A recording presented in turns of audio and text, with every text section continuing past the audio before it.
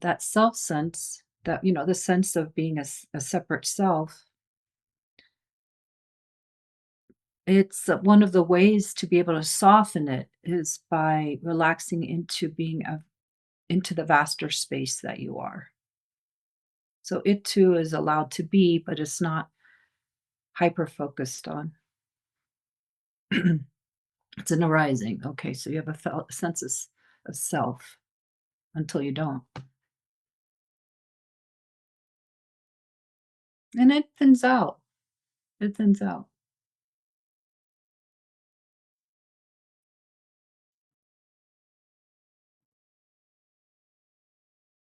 And it gets seen through that it's not true.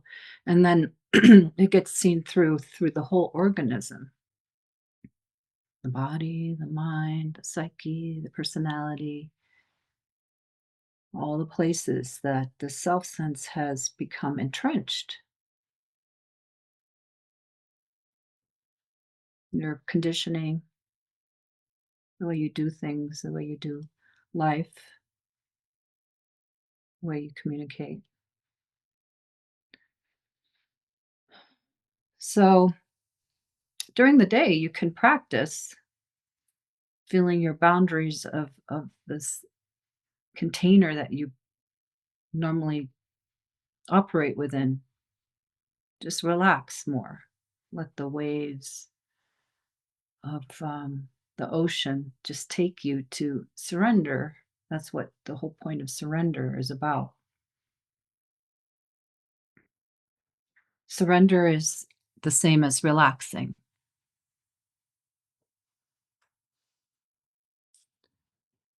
because to surrender, you have to let go of control and the desire to maintain this kind of, oh, just sort of this nucleus out of fear. Realizing your true nature cannot happen if you're holding back from letting go.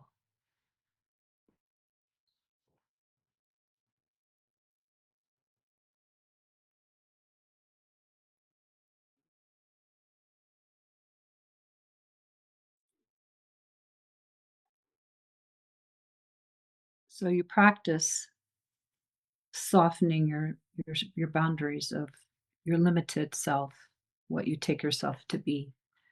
You practice and see how functioning, meaning just plain talking and doing your life, does it really require for you to pull yourself back into a separate self sense in order to accomplish things? Or can it be kind of swimmy with no focus point of awareness? It does itself. The lens of consciousness will come in and focus as needed. And even that takes place in this vast spaciousness. It's kind of like, okay, the vast spaciousness is what you wake up to, that's what you are.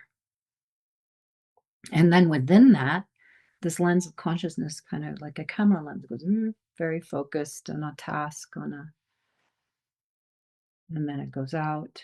It can relax when you take a walk in nature, wherever. You know what I'm saying? It's like there are times when it comes in, it comes out, but it doesn't need to come in anymore in order to resurrect the separate self sense in order to make things happen, in order for you to be here. That's what needs to change.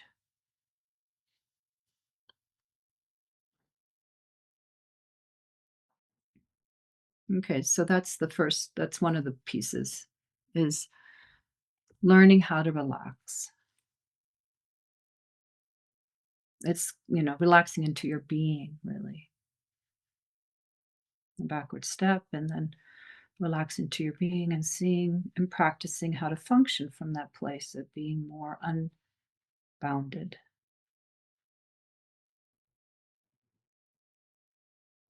Your gaze softens, your body softens. You can feel the tension dissolving. And even all that, the tension, it can be there if you're aware of the spaciousness being the primary. Then tension just arises within that. But in order to really be able to rest as that spaciousness, there has to be a certain amount of trust and relaxation. And um, the patterns in the body that are contracted due to fear, um, fear of letting go, those need to be worked with, you know, do some good body work and different types of exercise or yoga or whatever to help the body learn how to open and relax. It really serves because the body too needs to get on board. Otherwise, it's like we're all just, it's all one thing. It all comes together. So parts of us are just like, right? I can't let go.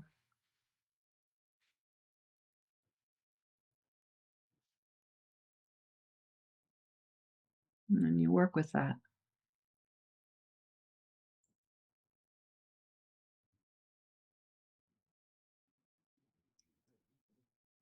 But it all kind of comes together. It's not like there's first you do this and then you do that and stuff like that. It's like these are just pieces. So relaxation, resting in your being, very important. And then through meditation, you can learn how to let go and and trust, relaxing and resting in your being. Meditation is very potent. It helps one open to the spaciousness, to touch it, to touch being, to touch presence, and then learning how to rest there, stay there. That's relaxing too, right? Learning how to rest and stay there and have it grow, your ability to rest and stay. And anytime you get taken out of being able to have that connection to your being, to presence during meditation, you gently bring yourself back either through a mantra, which I've walked people through. I have it on my YouTube now is Soham meditation. If you want to have a meditation that is very nice and gentle and easy, you have your own, great, it works. But you want it to work. Whatever you're doing, you want it to work, okay? If you're not accessing your being and presence within during meditation, whatever you're doing is not working.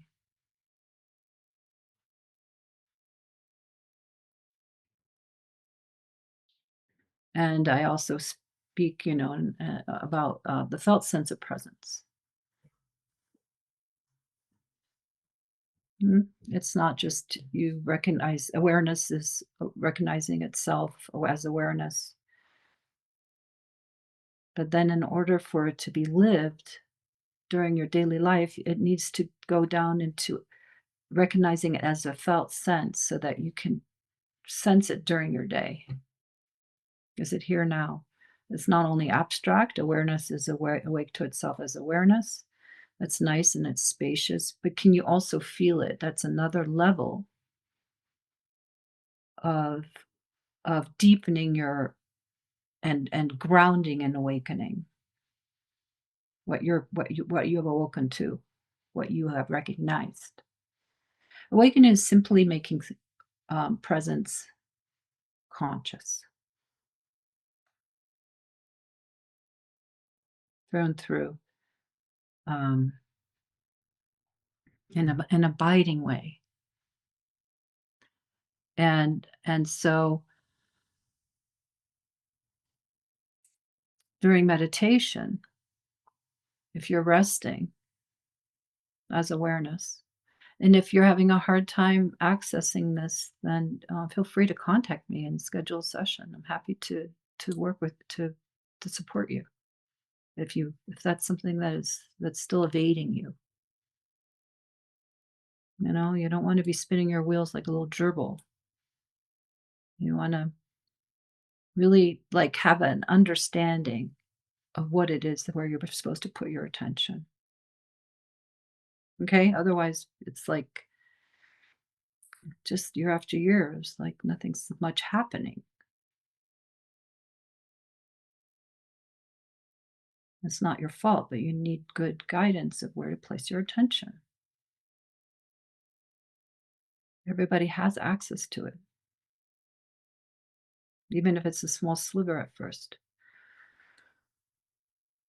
So, by continually dipping into the well of being inside, you grow that capacity to rest there.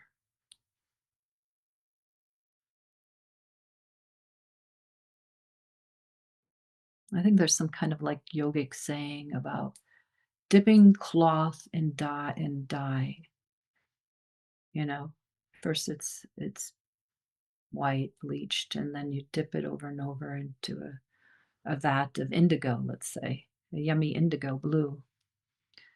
And every time you dip it, it gets darker and more penetrated. So that's what happens when you continually dive into your being. But if it stays abstract in an awareness of awareness kind of capacity, meaning that it's the yummy and that's delicious and it's a wonderful thing for your attention to be one pointed on attention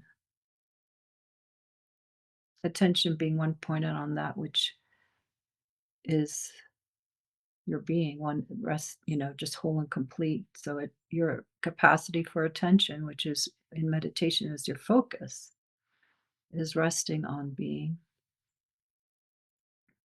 It's like two arrows meeting, and it creates this kind of samadhi state, it's just being, resting and being. Wonderful. But I have met people who have been doing that for 30 years and it's not abiding in their life. Why is that? Because there's another step.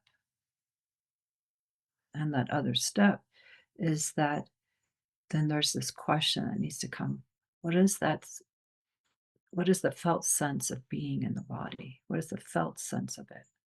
It's already in the body. If you say felt, it's already body. So you just say, what is the felt sense? And access another level of being, and it's embodied, it grounds it. So it goes from just abstract mind, awareness aware of itself. Some people go straight to the felt sense of being in the body. I did. I mean, because, we're all wired differently. I'm a body type. Some people are more mind types. It's not a hierarchy. It's just then what do you do in order to really have the complete awakening? It's going to bring you to the next stage, what it's next for you. Because at some point I did have a lot of yana inquiry that came up later. But my first doorway was the body. You might be that way, or you might be more yana oriented. It doesn't really matter. But I'm just giving both avenues how you do it. So if it's been more abstract, awareness aware of itself, then you want to take it to the next level, which is a felt sense of being, which is Satchitananda. It's the Ananda part. In order to have Ananda, you have to have it be felt, right? Sat truth, chit, consciousness, ananda, bliss. The bliss is felt through consciousness resting on truth, resting on being.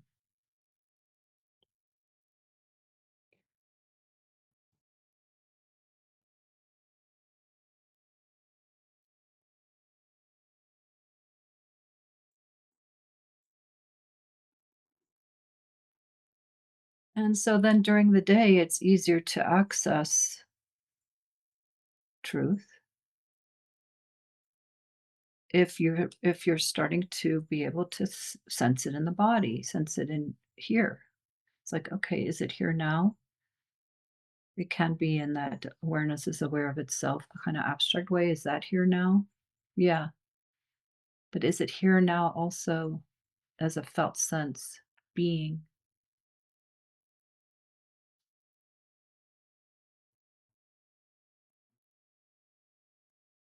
And that putting attention on it helps it grow, right?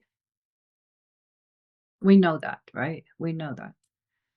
So it helps bring it from the background, they say, and it's true. From the background to the foreground, so it starts to switch.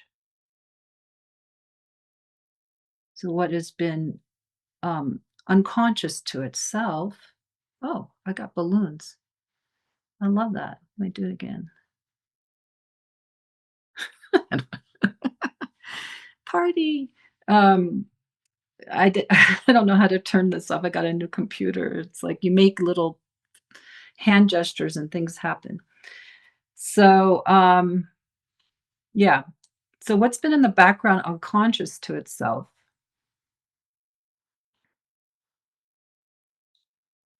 because it's there anyway, right? This is when you wake up, it's not waking up to something outside of you. It's what it waking up is again, let's let's interpret it. Waking up is making what is here all conscious. I'm not taking a bit out of the mystery.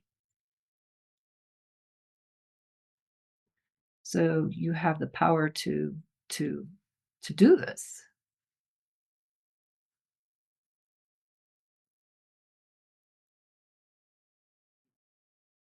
So what is in the background is is whole and complete and awake to itself. It's just it's like this it's the completeness of being. It's undivided. And you know what? This is not made up. Many of you here know it. Many of you have experienced it. Many of you are there now in the wholeness, or some of you are in the in between stage, or just learning how to touch on being and recognize it and have the wanting to grow that capacity to rest there, right? Anywhere you are on the spectrum, it's all about the same journey. It's making something conscious that's unaware of itself. That's why it's like awareness of aware of itself, you know. So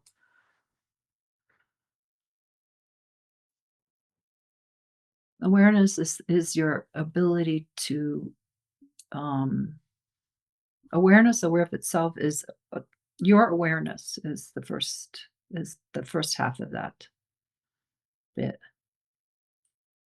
Your awareness, which is your attention, the mind, consciousness, whatever you want to say, it can be one pointedly directed. We know that. That's everything we've learned has because we have the capacity to be one pointed. So putting it on what you open to in meditation deepens that, grows it. Your attention grows it, and it comes from the background and moves to the foreground so the foreground isn't what is predominating anymore. And the foreground is what they call Maya. being lost in Maya, meaning completely asleep at the wheel, that there is a whole aspect to you that is unknown. It's your spirit side, yeah? The unconditional. So the foreground is the conditional. It's what's conditioned. It's what they call it arises out of the duality, and so it's so fascinating that consciousness gets hypnotized like a movie screen, like when you're at the movie theater and you're watching it and you forget that you're sitting in a seat. This metaphor has been used for a long time, since Plato's cave. Plato spoke about the dancing um, images on the cave from the firelight, and the people in the cave are taking them to be real.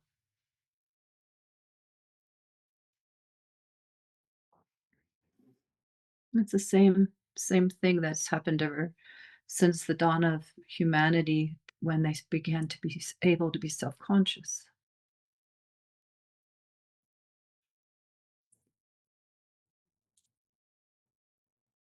So consciousness then has become hypnotized by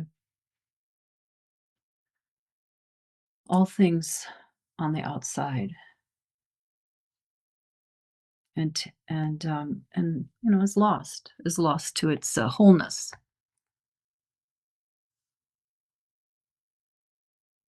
So waking up is just becoming an integrated being again, so that the form and the formless, the spirit, get to be known as one thing. The paradox of that.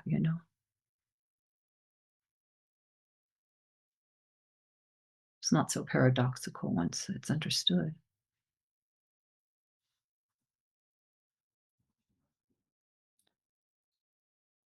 So how do you do that? You give attention to your being, and that's the focus part of how do you awaken. The focus part is you give focused attention.